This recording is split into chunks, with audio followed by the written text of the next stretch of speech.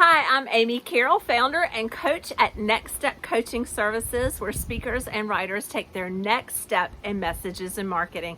Hey, welcome today, and thank you for joining me for this quarter's mini workshop. Today, I'm going to share with you one question that we must ask every event planner that we work with. But before that, I want to ask you a question. If you ran into a problem with an event planner that you didn't quite know how to solve, what would you do? Where would you turn? I'm here for you.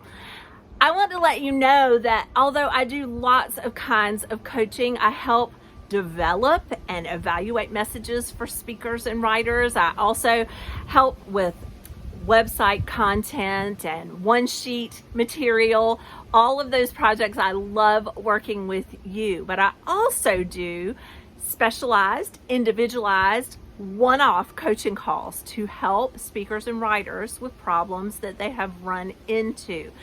Anything under the sun, you can ask me. If I don't know the answer, I can almost always refer you to someone who does. So if you have that kind of situation today, I encourage you to go to the website, to go to my coaching page, and then to go to the page where you can sign up for a free consultation.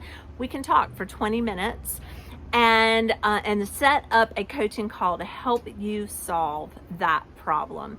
So I'm there for all of that, but today I'm here to share with you one question that I have found that solves a myriad of problems with event planners. As I mentioned in this quarter's newsletter, if you don't get that, make sure to go to the website and sign up for it. But as I mentioned there, I begin almost every conversation with an event planner something like this in our first planning meeting. I'll say something like, hey, I'm so appreciative of you. As the leader of this group, you are the expert on this group. I am so pleased to be able to come alongside and serve you. But I want to know, if all of your dreams for this event came true, what are the outcomes that would have happened because of this event? That's the question, the key question. Of all the dreamed outcomes that you have, what do you want for this event? Here's what this does. Number one, it gives us a peek, the answer gives us a peek into their expectations. And one of two things can happen when you hear those expectations. Either you can think, this is my gift. I'm there for this. I can fulfill that expectation. Hopefully that's what happens most of the time, that we're a good match.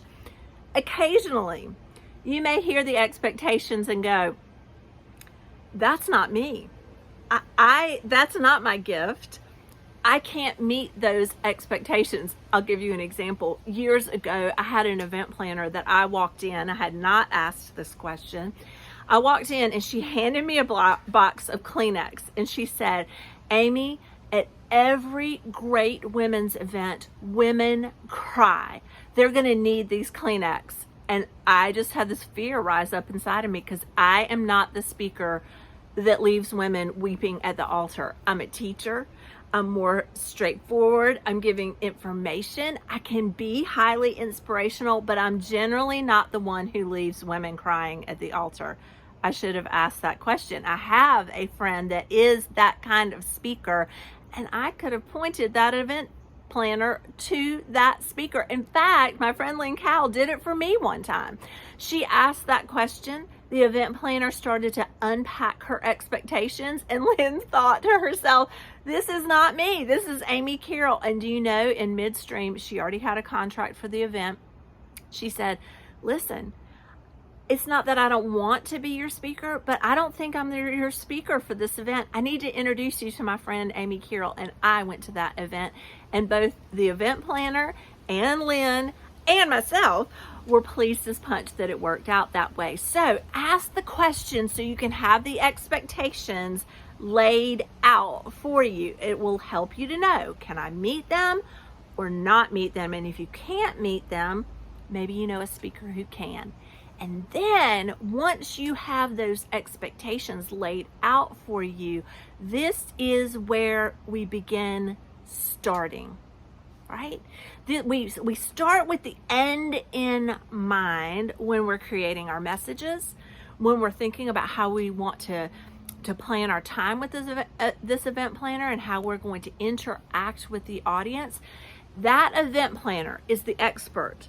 They are the ones, whether male or female, who will be able to tell you what their audience needs and what's going to make them happy and feel like you were a success as a speaker at the end of that event.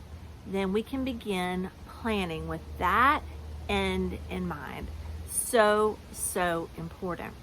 Now, over at the newsletter, hopefully you're all signed up for that.